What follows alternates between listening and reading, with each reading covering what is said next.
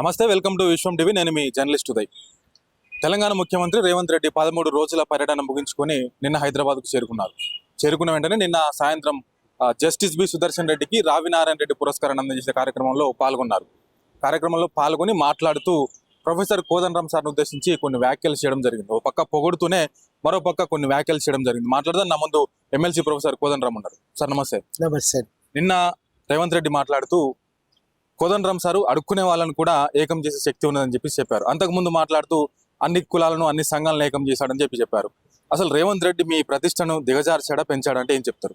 ఎందుకంటే పెద్ద ఎత్తున టీజేఎస్ నాయకులు కావచ్చు, తెలంగాణ వాదులు ఈ విషయం పట్ల అభ్యంతరం వ్యక్తం చేస్తూ ఉన్నారు.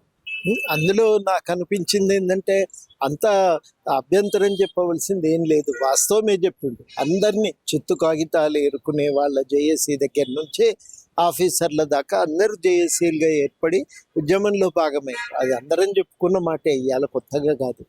అందరికందరూ ఒక్కటైనరు, అందరికందరూ ఎక్కడిక వాళ్ళు అక్కడ ఐక్యం కావటమే కాక అందరూ కూడా ఉద్యమంలోకి వచ్చి జేఏసీలో మద్దతు ఇచ్చి జేఏసీలో భాగంగా పనిచేసినారు అని చెప్పుకునేది అందరం అనుకున్నాం. అందులో నా దృష్టిలో అంత అభ్యంతరకరము ఏం లేదు, దాంట్లో తప్పు పట్టవలసింది ఏం లేదు, అది వాస్తవం.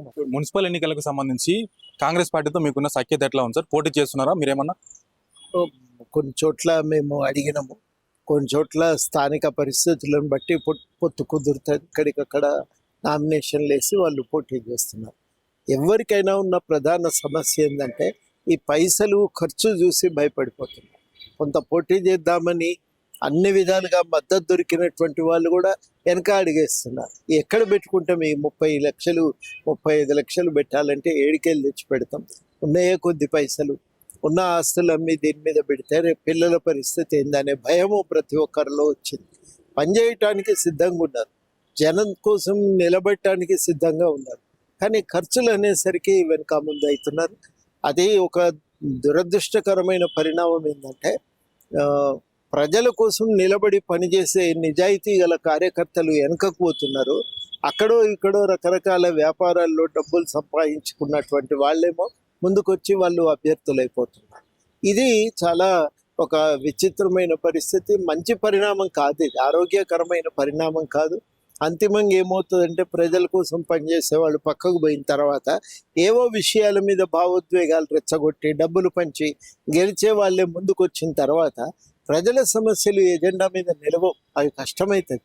అది కనుక ఇది పరిణామం చూస్తే బాధపడి మనం ఏం చేయగలుగుతామని పోయి పక్కకు జరుగుతున్నటువంటి వాళ్ళు ఉన్నారు. మా దాంట్లో చాలామంది ఆ రకంగా వెనక ముందు అయిపోయి కొన్ని చోట్ల రిజర్వేషన్లు కుదరక అక్కడక్కడ ఇట్లాంటి సమస్యలు ఉన్నాయి. కాబట్టి మేము కూడా ఎవరి మీద ఒత్తిడి పెట్టలేదు. అంతిమంగా పార్టీ కూడా అట్లా 20 లక్షలు 30 లక్షలు ఇచ్చే పరిస్థితి పార్టీకి కూడా లేదు. అది మాకున్న ప్రధానమైన సమస్య. మేమే కాదు, ఇవాళ ప్రజలు కానీ సమాజం కానీ ఎదుర్కొంటున్న ప్రధానమైన సమస్య. అని ఇక్కడ ఒక విషయం చెప్పండి సార్, మీరు ఎప్పుడైతే కాంగ్రెస్ పార్టీతో పొత్తు పెట్టుకున్నప్పుడు మీరు అనుకున్న అంశాలన్నీ ఇప్పటికి నెరవేరుతున్నాయా? గతంలో కూడా మీరు మాట్లాడుతూ ఇప్పుడు మీకున్న ఎమ్మెల్సీ పదవి కూడా స్పష్టంగా లేదు, అటు ఇటుగానే ఉన్నది. ఇంకొకటి ఏంటంటే ఇప్పుడు మున్సిపల్ ఎన్నికల్లో కూడా టీజేఎస్ నాయకులు కొంతమంది మాట్లాడుకుంటున్నది ఏంటంటే సార్ పొత్తులో లేకపోతే మేము స్పష్టంగా ఒంటరిగా పోటీ చేసే వాళ్ళం కదా, పొత్తులో ఉండడం వల్ల మాకు కొన్ని చోట్ల అవకాశాలు దొరకట్లేదు, అసలు ఏం జరుగుతుంది, ఏం చేయబోతున్నాడు సార్ అంటే వాళ్ళకి మీ సమాధానం? నేను చెప్పిన కదా, కుదరని చోట మనం పోటీలో ఉండాలి.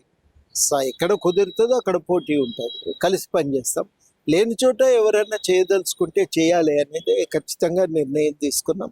ఆ మాట ప్రకారం అందరు చేయలేదు, నేను చెప్తున్నా కదా, ధైర్యం చేయలేకపోయారు.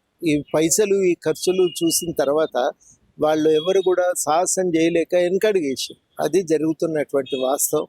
ఇది పొత్తుల విషయంలో మాకే కాదు అన్ని పార్టీలకు మధ్యన పొత్తులు అనేవి సమస్యలు ఉంటాయి. ఈ సమస్యలు విషయంలో పార్టీలో అసంతృప్తి ఉంది, వాస్తవమే. దాంట్లో మళ్ళీ మీకు అందరికి చెప్పిండ్రు కాబట్టి దాంట్లో దాచిపెట్టవలసింది కూడా ఏం లేదు. అయినప్పటికీ కూడా ఏదో ఈ ఎన్నికలు అయితే ఇప్పుడు కుదిరిన చోట ఎక్కడైతే ఉందో అవగాహన కుదిరితే అక్కడ కలిసి పనిచేస్తున్నాం. లేని చోట మా అంతటా మేముగా సాధ్యమైన చోట మేము పోటీలో ఉన్నాం, కొనసాగుతాం.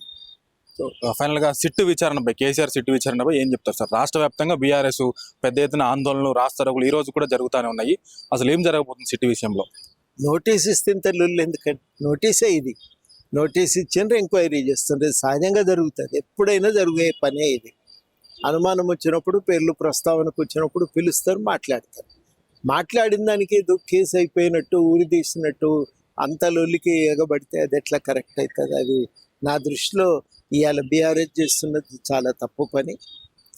అది వాళ్ళకి ఏంటంటే గుమ్మడికాయ దొంగ అంటే భుజాలు తుడుపుకున్నట్టుగా చేస్తున్నారు వాళ్ళు. అట్లా వాళ్ళ వైఖరి సమంజసం కాదు. అది పూర్తిగా అన్యాయమైనటువంటి, ఒక ప్రజాస్వామ్యానికి వ్యతిరేకమైనటువంటి వైఖరి. పోవాలి, చెప్పాలి, మేము ఏం తప్పు చేయలేదని నమ్మకంగా ఉంటే వాస్తవాలు ప్రజల ముందుకు వచ్చి చెప్పాలి. సో రేపు పెద్ద ఎత్తున నిరుద్యోగ కవాతు పేరుతో పెద్ద ఉద్యమాన్ని ఏర్పాటు చేస్తున్నారు హైదరాబాద్ నడిబొడ్డు కేంద్రంగా. వాళ్ళందరూ అడుగుతున్నది ఏంటంటే ప్రొఫెసర్ కోదండ సార్ మా తరపున మాట్లాడతాడేమో, ప్రభుత్వంతో కలిసి ఉన్నాడు కాబట్టి, ఆయనకు ఒకనొక సందర్భంలో విద్యాశాఖ మంత్రి కూడా ఇస్తారు, మా సమస్యలు పరిష్కారమైనవి అనే విధంగా వాళ్ళు మాట్లాడుకున్నారు. ఇట్లాంటి నిరుద్యోగుల నిరసనలు ప్రభుత్వం దేనికి సంకేతం అంటే ఏం చెప్తారు సార్? సమస్య ఉన్నదండి, తీవ్రంగా ఉంది. మన దగ్గర నిరుద్యోగ సమస్య తీవ్రంగా ఉంది. పిల్లల్లో అసంతృప్తి ఉంది. ఒక తోవ దొరకక వాళ్ళు అందరు కూడా చాలా ఇబ్బంది పడుతున్నారు. ఇవాళ మనం కోరుకునేది ఏంటంటే ఉన్నవి ఉద్యోగాలు, గవర్నమెంట్ ప్రకటించిన ఉద్యోగాలు, ఒక టైం టేబుల్ ప్రకటిస్తే, క్యాలెండర్ ఇస్తే పిల్లలు చదువుకుంటారు. ఇక ఈ ఉద్యోగాలకి ఈ టైంలో వస్తున్నాయి అని అంటే దానికి తగ్గట్టుగా ప్రిపేర్ అవుతారు. రెండు, ఈ అవకాశాలు లేని వాళ్లకు బయట ఉపాధి కల్పన కోసం బలమైన చర్యలు తీసుకోవాలి. ఈ రెండు చాలా చాలా అవసరం. ఇది నా దృష్టిలో నిర్లక్ష్యం చేయకూడదు, అసలే మనం విస్మరించకూడనటువంటి సమస్య ఇది. మేము నిజంగా ఈ విషయం ముందు లేవనెత్తినాం కాబట్టి మాకు దాని గరిమ తెలుసు. ఇప్పటికి కూడా గవర్నమెంట్తో ఈ విషయంపై నిరంతరం మాట్లాడుతూ ఉన్నాం. ఒకటి పాజిటివ్ అంశం ఏంటంటే అందరు కూడా ఈ అంశం యొక్క తీవ్రతను అంగీకరిస్తున్నారు. కాకపోతే ఏంటంటే పరిష్కారం ఎట్లా చేయాలనే దగ్గరికి వచ్చేసరికి ఇంకా కొంత వేగంగా అడుగులు పడాలి. అది జరగట్లేదు. కొంత గవర్నమెంట్ ఏ సీరియస్నెస్తో ఇష్యూని చూస్తున్నదో అదే దృష్టికోణం నుంచి వాళ్ళు ఒక కార్యాచరణలో దిగగలిగితే ప్రజలకు కొంచెం సంతృప్తి కలుగుతుంది, బాగుంటుంది. ఫైనల్గా రేవంత్ రెడ్డి వైఖరి లేదా ప్రభుత్వ వైఖరి టీజేఎస్ పార్టీ పైన, కోదండరామ్ సార్ పైన, లేదా ఇటువంటి సమస్యల పైన ఇట్లనే కొనసాగితే మీ కార్యాచరణ ఎట్లా ఉండబోతుంది ముందు రోజుల్లో? ఊహించి ఇప్పుడు చెప్పుడెందుకు, సమయం ఏమన్నుండే అట్లాంటిది ఉంటే మేము నిర్ణయం తీసుకున్నదైనా మీకు చెప్తాం కదా. ఇది మరి కోదండరామ్ సార్ చెప్తున్న పరిస్థితి. దాదాపుగా నిన్న రేవంత్ రెడ్డి మాట్లాడిన మాటలో తప్పేమీ అనిపించలేదు, సాధారణంగానే మాట్లాడుతూ ఆయన మాట్లాడడం జరిగింది అంటూనే కేసీఆర్ సిట్టు విచారణకు పిలవడంలో ఇంత రాద్ధాంతం, ఇంత కోలాహలం అవసరం లేదు.